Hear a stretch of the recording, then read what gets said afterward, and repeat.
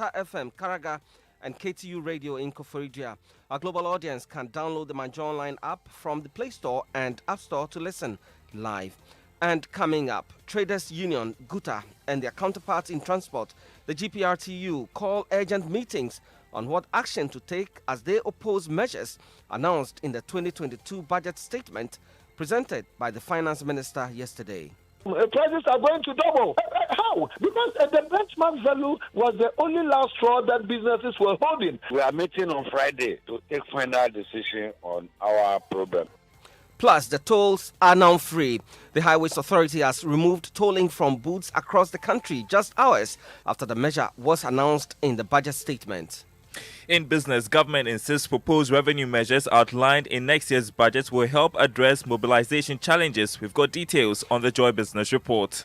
Also coming up, the General Legal Council grants automatic admission to 499 students who were earlier denied a place at the Ghana School of Law. We hear from lawyer for the aggrieved students. GLC has decided to admit the 499, but the commencement date is what will be worked upon. Also, well, on the Joy Clean Ghana campaign, we take you to Mamprobi here in Accra, where 4 mechanics have been arrested for flouting various sections of the AMA bylaws. And on the National Science and Math Quiz, academicians from Accra stand tall in Kumasi as they begin yet another journey to end their NSMQ barrenness with an impressive win over Ukrapeman and Fiaseman to cruise into the quarter-final stage. They are going to go far. They are going to go to the finals, and we are very hopeful that we are going to the finals and win the trophy this time around. And as they say, we have details from contests on day 3 of the 1/8 stage. I'm Fred Smith. Thanks for choosing us. We're your home of independent, fearless, and credible journalism.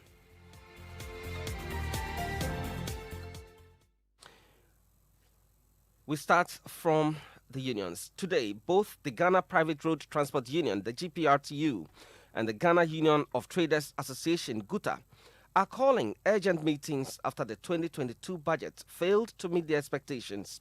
GPRTU was expecting the scrapping of 6 taxes on the fuel price build-up, whilst GUTA wanted a retention of the benchmark value policy.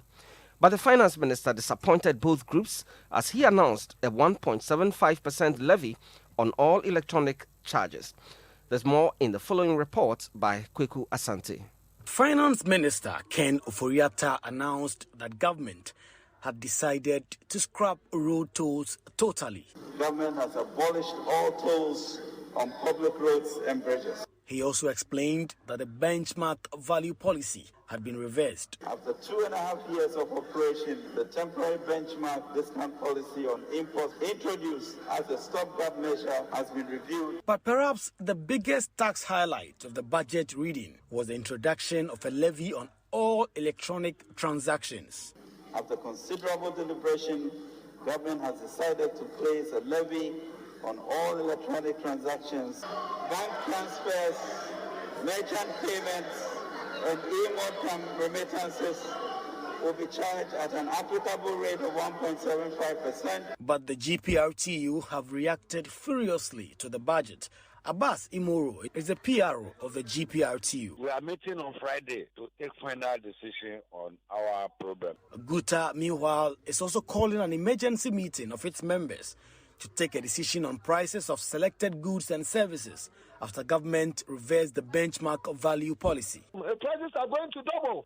How? Because the benchmark value was the only last straw that businesses were holding. At this time, the effect of COVID is so huge. According to the Chief Executive Officer of the Ghana Association of Bankers, the new levy on electronic transactions will roll back the gains made on achieving a cashless society. There is an increased cost of banking. On the significant cost transactions, people may decide to now begin going back to the banking hall to do their basic transfers instead of maybe sitting at home and doing. A ranking member on Parliament's Finance Committee, meanwhile, says this budget will only increase the hardship and burden on Ghanaians. Kweku Asante with that report. Well, this morning, tolls in all parts of the country have been scrapped. It follows the announcement by the Finance Minister yesterday moving the road use levy in a bid to expand coverage. Until this time, only 30% of road users were said to be contributing towards the road fund. The Roads and Highways Ministry, in a statement last night, directed all tolls to be open to the public from around midnight. Maxwell Agbogba has gone through one of those booths and he's joining me live on the line. Maxwell, where are you and how's it like? Well, Fred, at the Wager toll booth, the directive has already kicked in. We headed westwards towards Kaswa and its environs, and then eastwards towards Accra. We did not pay any toll on both occasions. I saw one of the people who manned the toll booth screaming, pass, pass, pass, at some motorists who were not aware of the directive and were slowing down to do what they are used to. Although the rush hour has not started yet, this has improved traffic flow on the stretch.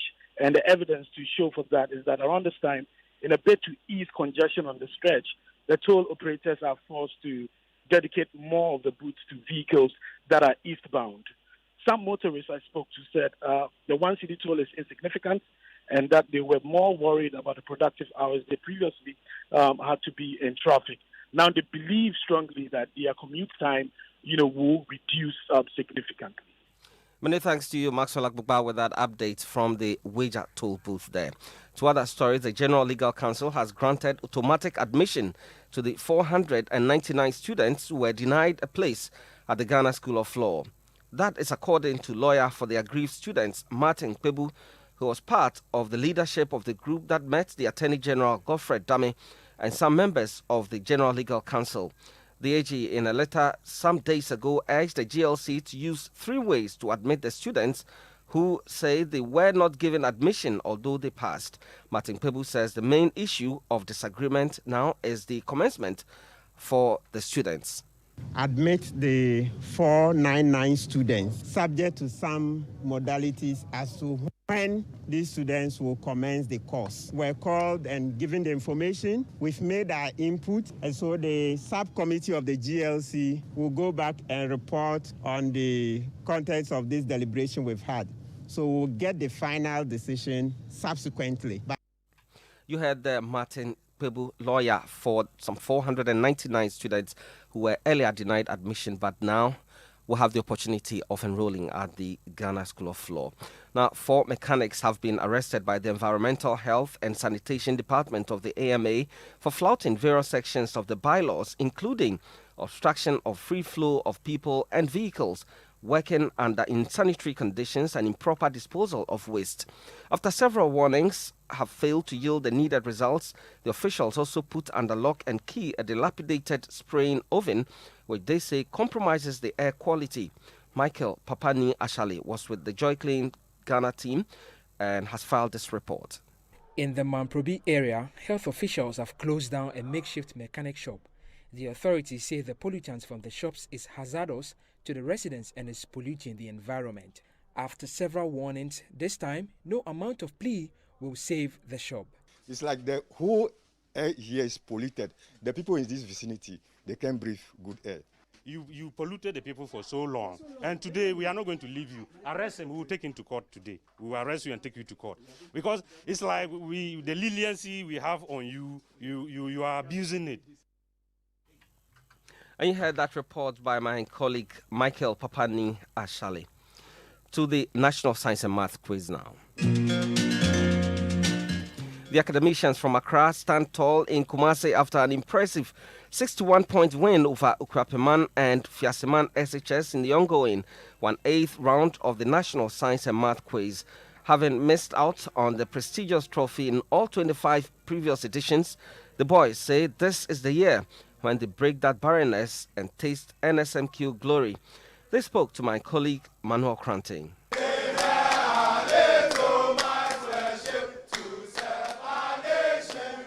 We are doing our best, and the seniors are also giving it. They are also giving out their best. They are supposed to be preparing to be in school, but they are still with us, motivating us through the ups and downs. So we are very, very sure and hopeful that by God's grace, this year we'll break that barrenness. Well, last year you had such a great team. It ended up in the semis. You kicked out the defending champions of St. Augustine's and got kicked out by Opoku. Always prepared. Since we are aiming to be the champions, it's a 4-contest game. So no matter who comes, it's still our 4 contests. And we say congratulations to Accra Academy for that impressive victory there. And as always, the broadcast of the National Science and Math Quiz on Joy News is supported by Cowbell, Papa's Pizza, Tampico, DBS Industries Limited, Kings Group Limited, ULesson, Ace Medical Insurance, Dulate Yogurt, and Smart App. That'll be it for the news this morning. Our top story, Traders Union, GUTA, and their counterparts in transport, the GPRTU, call urgent meetings on what action to take as they oppose measures announced in the 2022 budget statement presented by the finance minister yesterday. We have more news when you log on to manjoonline.com. I'm Fred Smith, and the Super Morning Show is continuing. We have a discussion on yesterday's budget statement presented by the finance minister.